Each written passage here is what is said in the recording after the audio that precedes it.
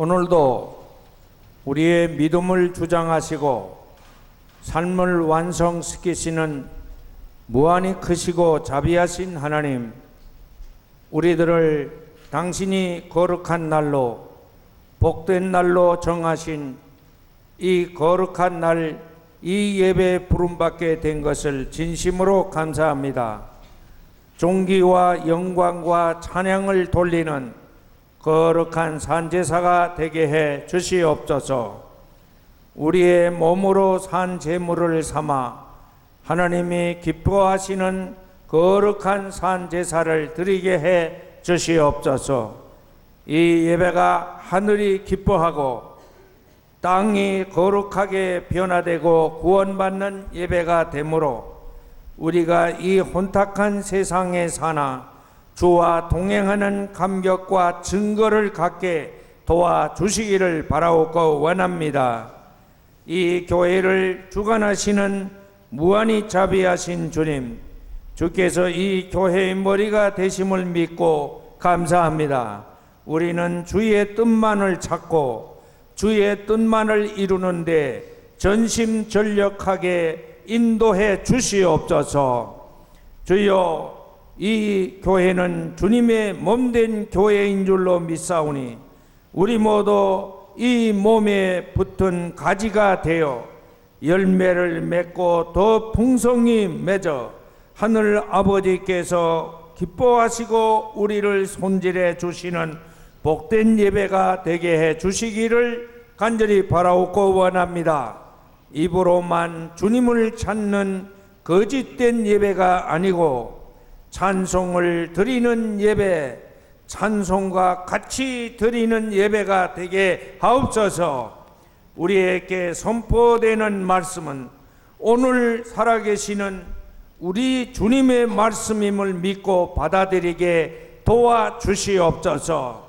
이 세상을 즐기는, 이 세상에 굴복하는, 이 세상의 유혹에 넘어지는 약하고 초라한 인생들이 예배가 아니고 거룩하게 변화되어 하나님의 아들이요 딸들이 드리는 아버지께 바치는 거룩한 예배가 되도록 은혜 내려 주시옵소서. 오늘 이 예배를 통하여 병든 사람들이 치유함을 받는 38년 된 중풍병자를 고치신 주님이 오늘 진심으로 주님을 찾는 자를 가까이 하시며 보살펴 주시며 그들의 병을 치유해 주시는 은총의 예배가 되게 해 주시옵소서.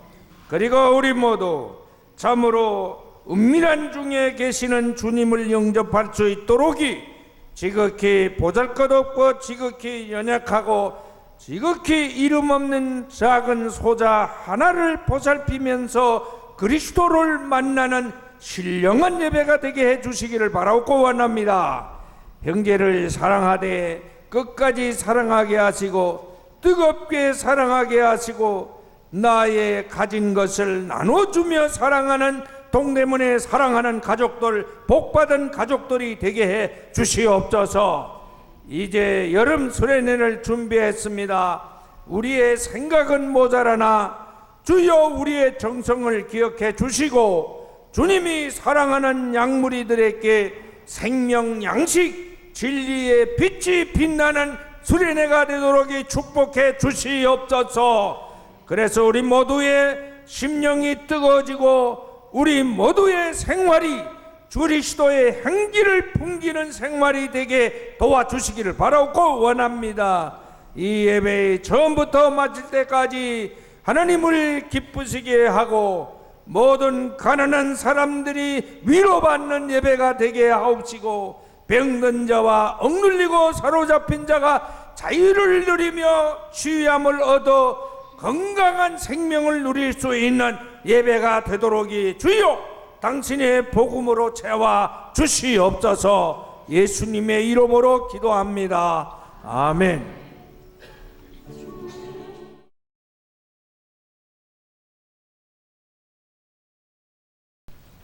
은혜와 진리가 충만한 예배가 되기를 바랍니다.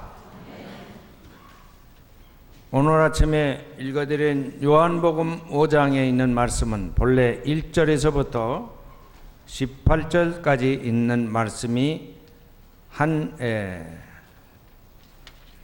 내용으로 되어 있습니다. 이 말씀의 주제는 예루살렘 베데스다 연못가에서 일어난 일이었습니다.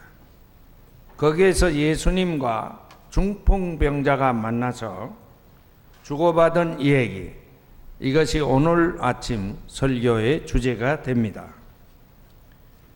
이 긴 18절에 예수님이 이 중풍병자와 주고받은 말씀이 두 마디고, 이 중풍병자를 고쳐준 일 때문에 시비가 벌어졌는데 그 시비를 벌이는 사람들과의 대화 한마디, 그래서 오늘 이 세 마디를 중심으로 말씀을 증언하려고 합니다.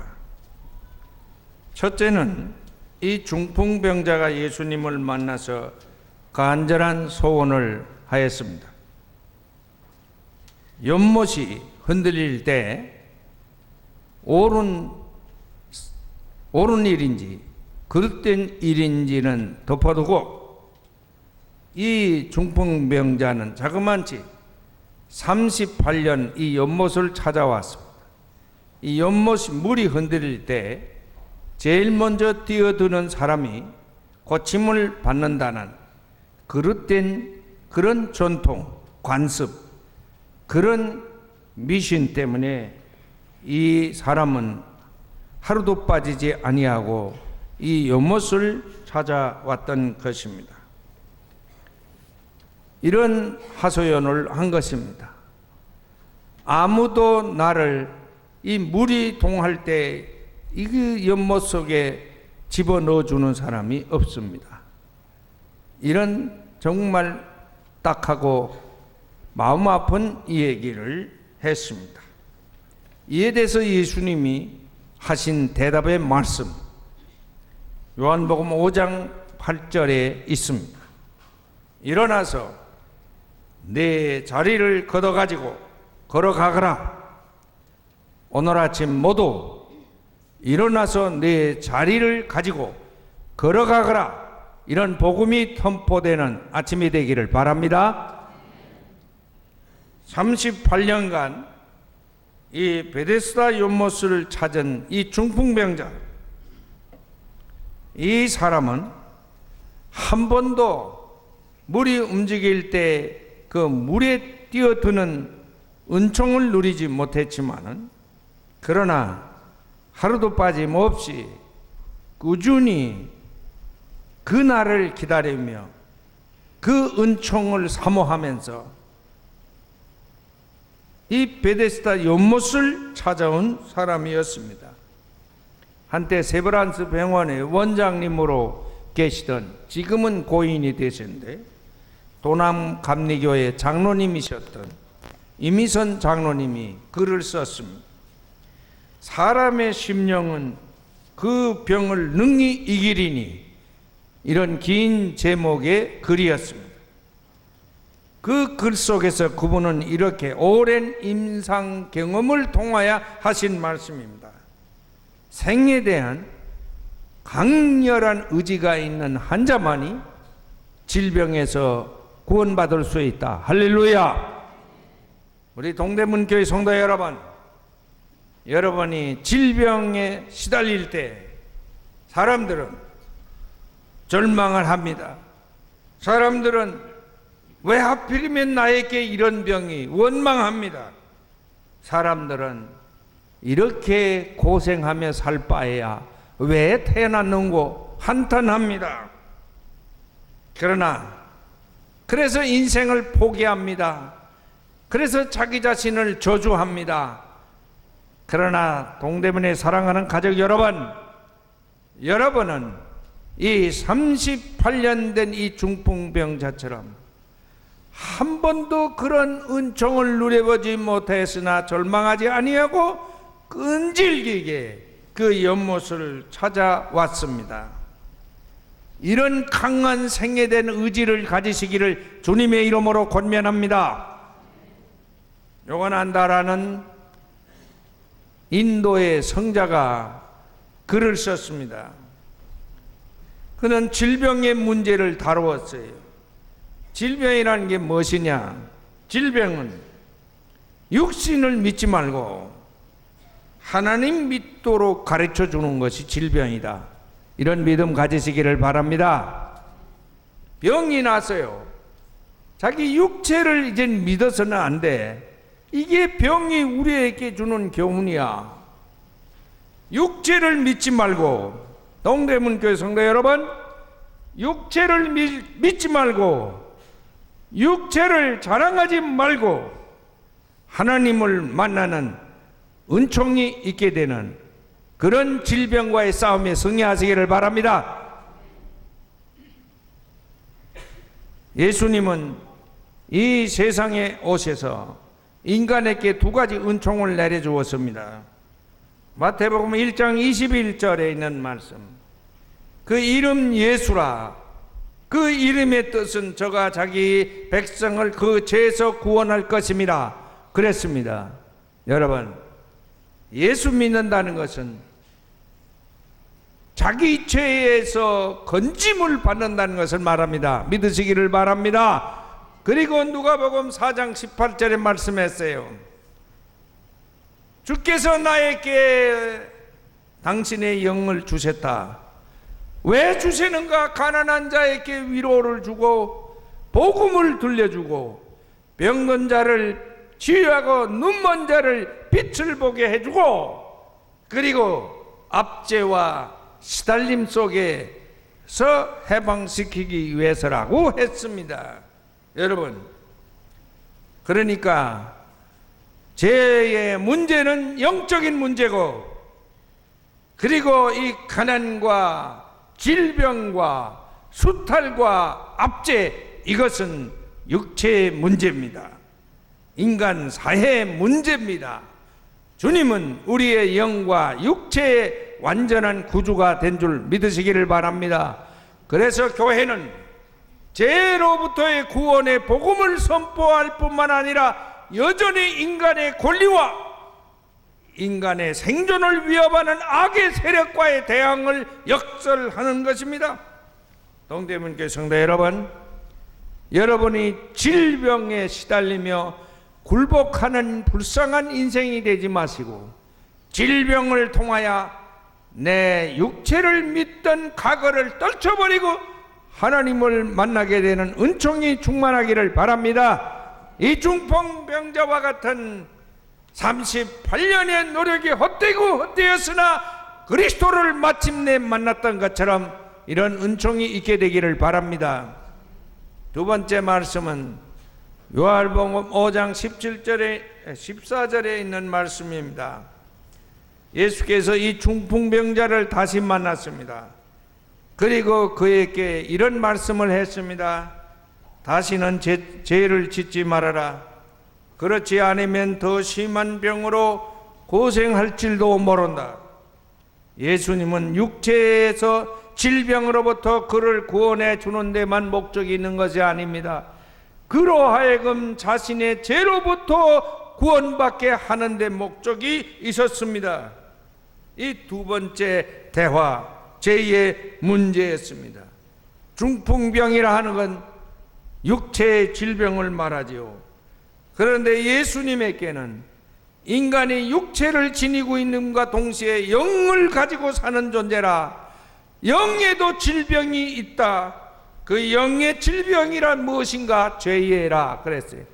여러분, 죄를 범하는 것은 영의 질병입니다.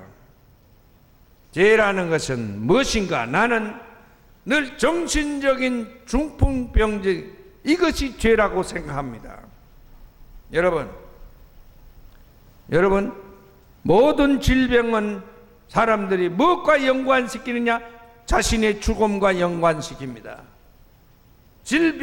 병 걸렸다 하면 죽음을 생각합니다. 병 걸린 사람은 어떤 현상이 나타납니까? 전신이 마비되는 것처럼 온 몸을 쓰지 못하게 되든지, 아니면 반신불수처럼 반쪽만 쓰고 반쪽은 못 쓰게 됩니다. 음식은 먹어도 기동은 못합니다. 움직이기는 해도 말을 못합니다. 예? 자기 의사를 표시 못합니다. 질병이라는 것은, 모든 질병은 다 중풍병과 같은 현상을 초래하는 것입니다. 죄도 마찬가지입니다. 죄도 정신적인 중풍병인데, 이 중풍병이 심해지면 죽음을 연상하게 됩니다. 전신마비 현상을 초래하게 됩니다. 반신불수의 현상도 초래하게 되는 것입니다. 사도 바울은 이런 경험을 했습니다. 로마서 7장 21절 23절에서 바울은 자신이 진리를 탐구하는 일을 열심히 했습니다. 이런 구도자의 생활을 열심히 했습니다. 그런데 돌을 닦으면 닦을수록이, 진리를 탐구하면 탐구할수록이 발견하는 것은 자기 자신이 너무나 초라하고 비참한 존재라는 사실이었습니다. 여러분 아는 대로 바울은 얼마나 화려한 학벌을 가지고 있습니까? 얼마나 고귀한 신분을 가진 사람이었어요. 그는 정치적으로 사회적으로 유명한 인간이었습니다. 그런데도 그는 진리를 탐구하고 보니까, 도를 터득하고 보니까 자기는 말로 다 할 수 없는 초라한 존재, 비참한 존재임을 발견했어요. 그럼 어떤 모습인가? 그는 나는 선을 행하려고 하는데 그러한 나에게 악이 붙어 다닌다는 것이요. 선을 행하려고 하는데 자꾸 나를 괴롭히는 게 있는데 이게 악이 붙어서 그렇게 하는 것이요. 나는 속사람으로는 하나님의 법을 즐거워하는데 실제에 있어서는 죄의 법이 나를 다스리고 있다는 것이요. 나는 모름지기 그 죄의 법에 사로잡혀서 하나님의 법을 행하지를 못한다는 것이요. 사람은 모두 하나님의 법대로 살 것인가? 죄의 유혹대를 쫓아갈 것인가? 이런 갈등 속에 삽니다. 사도 바울도 이 갈등에서 헤어나지 못하여 고통을 호소하고 있습니다. 사도 바울을 그런 갈등에서 구원해 주시니가 한 분 계셨습니다. 그의 스승이 아니었습니다. 의사가 아니었습니다. 제사장은 더더욱 아니었습니다. 율법학자는 근처에 오지도 못했습니다. 누구인가? 나는 비참한 사람입니다. 누가 이 죽음의 몸에서 나를 건져주겠습니까?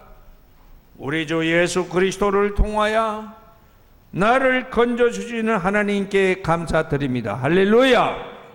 하나님만이 예수 그리스도를 통해서 나를 이 갈등 구조 속에서 건져주셨다. 나를 사로잡고 있는 죄의 법에서 나를 건져서 하나님의 법을 즐거워하며 살게 해 주었다. 동대문교회 사랑하는 성도 여러분, 육체의 질병만 두려운 것이 아닙니다. 죄의 질병도, 영혼의 질병도, 죄라는 그 질병도 여러분을 죽음으로 몰아가고 전신마비 상태로 몰아가고 반신불수와 같은 존재로 살아가게 한다는 것을 여러분이 잊지 마시기를 바랍니다. 이런 상황에서 나를 건져주시는 인 예수 그리스도 안에서 하나님 분이심을 믿고 살아가시기를 바랍니다. 그리고 끝으로 이 중풍병자를 고쳐준 날이 바로 안식일이었습니다. 중풍병자는 너무나 기뻐서 예수님의 말씀대로 상을 걷어서 가지고 일어나서 갔는데, 동리 사람들이, 그들 중에도 지도자급에 있는 사람들이, 이 율법학자들이 문제를 일으켰습니다. 안식일에 어떻게 병을 고치느냐?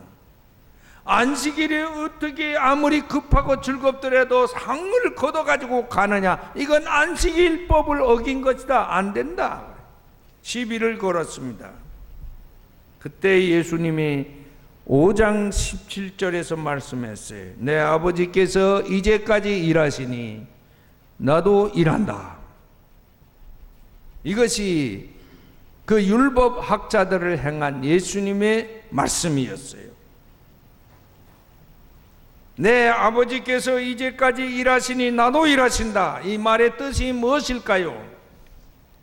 누가복음 6장 9절에 보면 이 안식일 문제로 끈질기게 시비를 걸어오는 율법 학자들에게 예수님이 이렇게 말씀했어요. 내가 너희에게 물어보겠다. 안식일에 착한 일을 하는 것이 옳으냐? 악한 일을 하는 것이 옳으냐? 목숨을 구해주는 것이 옳으냐? 죽이는 것이 옳으냐고 물었습니다. 안식일은 무슨 뜻을 가진 날입니까? 우리의 생명을 보존하는 뜻을 지니고 있습니다. 할렐루야. 이런 믿음 가지시기를 바랍니다. 그렇기 때문에 생명을 구원하는 일이라면 안식일이라도 주일이라도 거기에 계속 일을 해야 된다는 뜻입니다. 마가복음 2장 27절 28절에는 이런 말씀이 있습니다. 안식일이 사람을 위해서 있는 것이지 사람이 안식일을 위해서 태어난 것은 아니다 하는 말이에요. 다시 말하면 안식일의 인간아, 법이 사람을 위해 있는 것이지 사람이 법을 위해 있는 것이 아니다. 한국 같은 나라에 법치주의를 외치면서 법을 비인간화하는 이런 일이 지난날 50년의 역사가 그랬습니다. 우리 모두는 안식일은 나를 위해 있는 것이지 내가 안식을 위해 태어난 존재는 아니라 하는 사실을 잊어버려서는 안 됩니다. 오늘 아침에 읽어드린 신명기 5장 12절 15절에 있는 말씀은 이 안식일은 하나님의 창조의 질서입니다. 하나님이 정해놓은 날입니다. 할렐루야. 그러므로 하나님이 명대로 이 날을 지켜야 합니다. 둘째는 이집트의 노예 상태에서 해방하게 하시는 하나님의 명령이다. 해방을 뜻합니다. 창조와 해방의 뜻을 가지고 있습니다. 그래서 예언자 이사야는 58장에서 이렇게 말씀합니다. 네가 안식일의 발길을 삼가 너의 쾌락을 일삼지 않으며 존귀한 날이라고 말한다면, 안식일을 존귀한 날이라고 말한다면 너는 주 안에서 즐거움을 얻을 것이다. 내가 너를 땅에서 영화롭게 할 것이다. 할렐루야. 주님의 약속입니다. 이런 은총이 여러분에게 가득하기를 바랍니다. 우리가 늘 애송하는 시편 121편에 있는 말씀입니다. 주님은 너를 지키시는 분, 주님은 내 오른쪽에 서서 너를 보호하는 그늘이 되어주시는, 낮에 해도 너를 해치지 못하며 밤에 달도 너를 해치지 못할 것이다.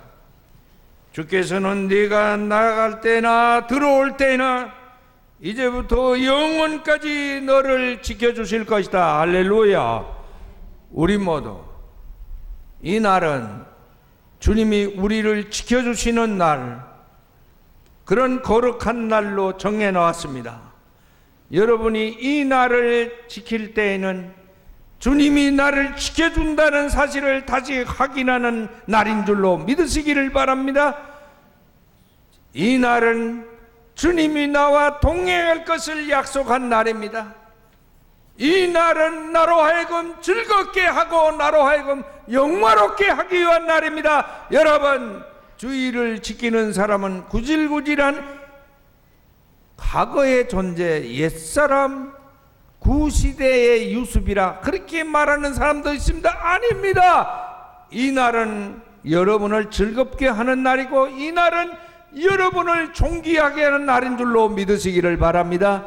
이런 은총이 여러분의 삶이 충만함으로 여러분이 육체적으로 질병으로 시달리거나 정신적인 질병으로 시달리거나 거기에서 여러분을 구원해 주시는 하나님을 만나게 될 줄로 믿으시기를 주님의 이름으로 축원합니다.